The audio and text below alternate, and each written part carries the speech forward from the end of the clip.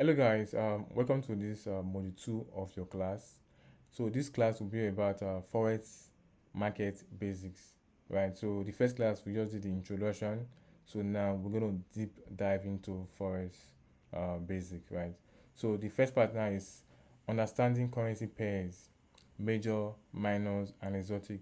So in a currency we have what we call the major pairs, the minor pairs, and the exotic pairs, right? You know that you trade currency together, while you don't trade any currency in isolation. So you have to trade it in pairs, right? So for this class, we'll talk about major, minor, and exotic. So in the forex markets, currencies are always traded in pairs. This is because when you buy one currency, you are simultaneously selling another. These pairs are divided into three main categories, right? Which are just the major, the minor, and the exotic. So the first one is major pairs. These are mo- these are the most traded currency pairs globally, always including the US dollar, USD, as either the base or the quote currency. Examples include Euro USD, GBP USD, that's the British Pounds USD. This one is the Euro dollar USD. The next one is USD JPY, which is the US dollar Japanese yen. Majors are known for their high liquidity and tight spread. So this pair I just mentioned now, they are the major pairs in the forex market. So these pairs they are called the high liquidity and tight spread. What this means is that so these are the pairs that are most traded in the foreign market, right? So they are they are more prone to stability, right? They move and they are should I put they have very tight spread and they have more liquidity in the sense that you can't just go there and start trying to manipulate the price, right? Even if you come with your $10 million and throw to the market, it might not even move the market that much, right? Compared to other pairs that are minor or exotic, right? So these are the major pairs. So these are pairs the big players in the market go for, right? The banks, the institution, right? The equity funds and all that. So these are the markets they all go for. So it's more liquid, right? And these are the most traded pairs in the forex market because of the high liquidity and the very tight spread, right? So this is what we call the major pairs, right? You can see this diagram. This is an example of the major pairs, right? Euro USD, which is Euro USA. The nickname is fiber, greenback, or buck, right? Then the USD JPY, the USA, the Japan, right? Buck, no nickname. Then GP USD, the USD CHF, USD card, AUD USD, you get New Zealand USD, and so on, right? So let's go to the next one. So we have the minor pairs, also known as cross currency pairs. These do not include the US dollar. Example are Euro GBP, which is the Euro British Pounds, British Pounds JPY, right? The Euro AUD, which is the Australian dollar. The minor, right? Minor tends to have slightly wider spread and lower liquidity compared to major. So you can see the difference, right? So the minor pairs they tend to have slightly wider spread, right, and lower liquidity compared to the majors. It means that um, less persons are trading this pairs, right, compared to the major pairs. So the major pairs have more persons, but this one they have less persons. It means that these markets they can actually be kind of manipulated in a way, yeah. Because if you train your big funds, they might actually move the market compared to the major pairs, right? So you can see that they have a wider spread. It means that the broker now giving out this the buy and sell order, right? You see a very wider spread. It means that the price difference is usually high, right? And let's say you pay more commission now, right, for to actually trade these minor pairs. You can see example of the minor pairs, yeah. The Euro GBP, the Euro the I think it's a mistake. Okay, Euro GBP, then the GBP JPY, GBP card, CHF JPY, CHF JPY, New Zealand JPY. So these pairs they don't have any US dollar attached to them, right? So that's why we call them the minor pairs. The next one is exotic pairs. These pairs consist of major currency pair with the currency of an emerging or smaller economy, such as USD TRY, which is Turkish lira, or Euro ZAR, which is South African rand. Exotic are known for higher volatility and larger spread due to lower liquidity. So guys, these pairs they are called exotic because you are just imagine you are trading you are pairing a trade with the top economy in the world and a country that has very low economy. You can see the difference, right? The difference is huge. You get that's why we call them the exotic pairs because they have been paired with a very stronger economy, pairing a strong economy with a very weak economy, right? So the difference. So we all know that one pair will be doing well more than the other, right? So that's why they are called the exotic pairs.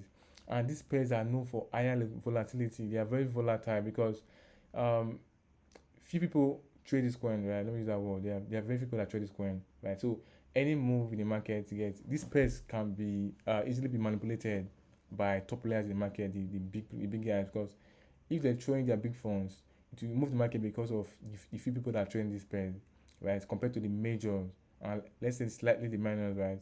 So these ones, few persons are trading it, and the market can easily be manipulated because once you have money, like once you have a very huge money and trade those markets, it will go in your favor because of the less people that are trading it, and there are no liquidity in the market, right? So um, you can see the pairs, right? This is the USD HKN, which is Hong Kong dollar, GBP ZAR, which is the South African rand, AUD MZN, which is the Mexico peso. You can see then the Thailand baht, they are so on. So these are pairs that are paired with a very strong economy compared to a very weak economy, right? Now, how to read forex quotes based on base and quote currency, right? So in forex, they all call base and quote, right? Because you don't trade this in isolation. So you are trading one pair to another pair. So this pair, one side is called base and one side is called quotes. So let me show you how it works. So forex quotes are always presented as a pair, like Euro USD equals to 1.100. The first currency is the pair, Euro is the base currency, and the second USD is the quote currency. This quote means that 1 unit of the base currency is €1 is worth 1.100 units of the quote US dollar. If this number rises, it means the base currency is gaining strength against the quote currency and vice versa, right? So what this means is that you can see now in this diagram, right? This is euro, this is dollar. So euro to dollar is 1.400, right? And this is the base currency. The first one is always the base currency, and this is the quote currency. So it means that if this number starts increasing 1.400, starts in 1.412 or so on, it means that this base currency is gaining strength over the quote currency, right? But if we start seeing this start going down, let's say 1.400, we see 1.380, 1.389, and so on, start going down. It means that this quote currency is gaining strength over this base currency. So that's how it works, right? In any trading you are doing, you will see something like this, right? You will see any pair like this. Just know that the first one is always the base currency, and the second one is always the quote currency. And if it's going up, it means that the euro is gaining strength. If it's going down, it means that the US dollar is gaining strength, right? You can see that the value of 1 unit of a base currency into quote currency, that is €1 is equals to 1.4400 USD, right? Now, who is a broker? On the last class, I talked about broker, but I didn't explain further. But let me tell you who is a broker, right? A broker is a financial intermediary that matches counterparties to a transaction without being a party to it. In Forex, a broker is an agent or company that executes order to buy and sell currencies for their clients. They act as an intermediaries between banks, bringing buyers and sellers together for a commission paid by the initiator or by both parties. Brokers are agents working on commission and not principals, acting on their own account. So a broker is just like a businessman, right? Their work is just to come, okay, you get they'll create a platform and make sure that okay, there is a buyer and a seller. So they create they execute orders for buy and sell currencies for their clients, right? So in Forex, for every buy, there's a sell order. For every sell order, there's a buy order. So if Forex just come and make sure that these orders are actually fee, right? And they get paid for it. So most times a broker doesn't care about if you're making profits, you're making loss. They want just to execute your order and make commission from it, right? They make money by receiving commission. Most times some brokers just put a fixed commission into their platform, right? Okay, anytime you place a buy or sell, we charge you 0.001 fee or something percent of your the money you're using to trade, or some broker just charge according to spread, right? So the spread is different between the buy and sell, like the difference, right? So that difference, once you click on buy or sell, so the broker make money with that spread. So the higher the spread, the higher the amount the broker will make. The tighter the spread, the lower the money the broker will make, right? So that's how a broker is. So a broker have a platform, and the platform makes it possible for you to come and place your buy and sell. So once you do that, it will be executed by the help of the broker. So that's the work of a broker, and they get paid by receiving a commission.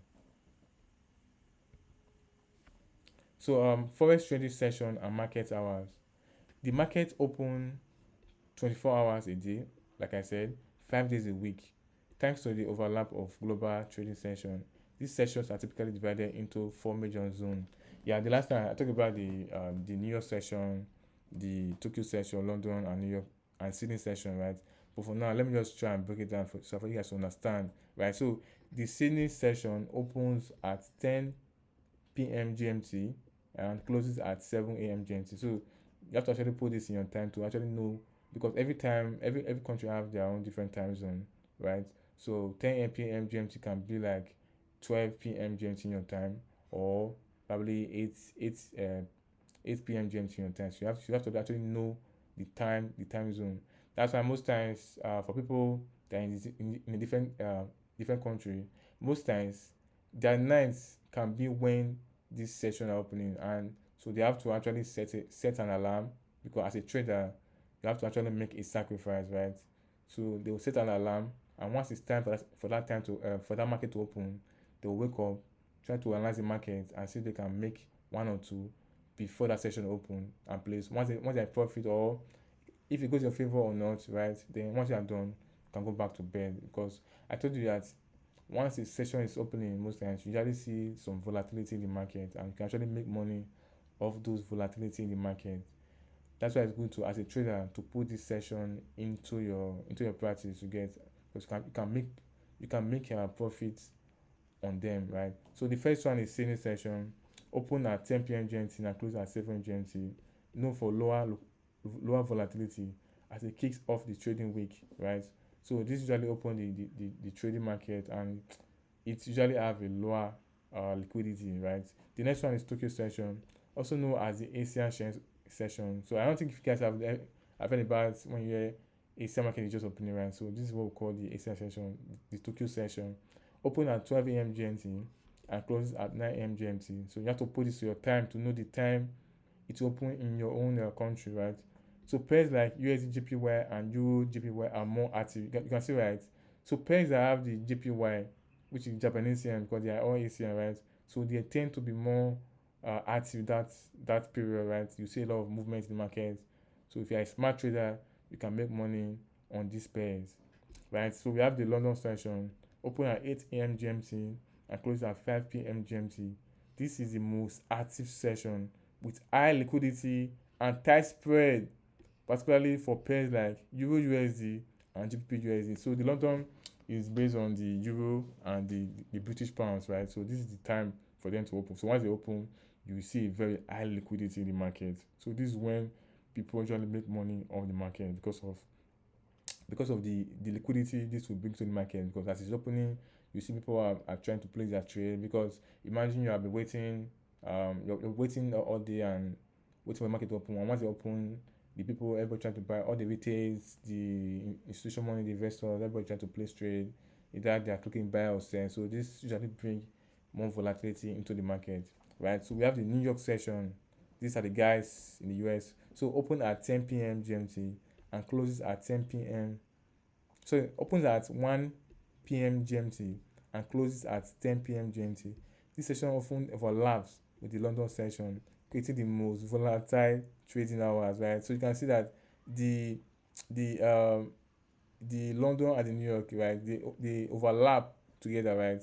So they create a very volatile trading hours, right? So you can see that understanding this basic is crucial for anyone looking to trade forex successfully, as it helps traders to choose the right pairs, manage risks, and time their trade effectively. So you have to actually know this as a trader, right? So I guess this help you to become a better trader and know how to trade these sessions individually.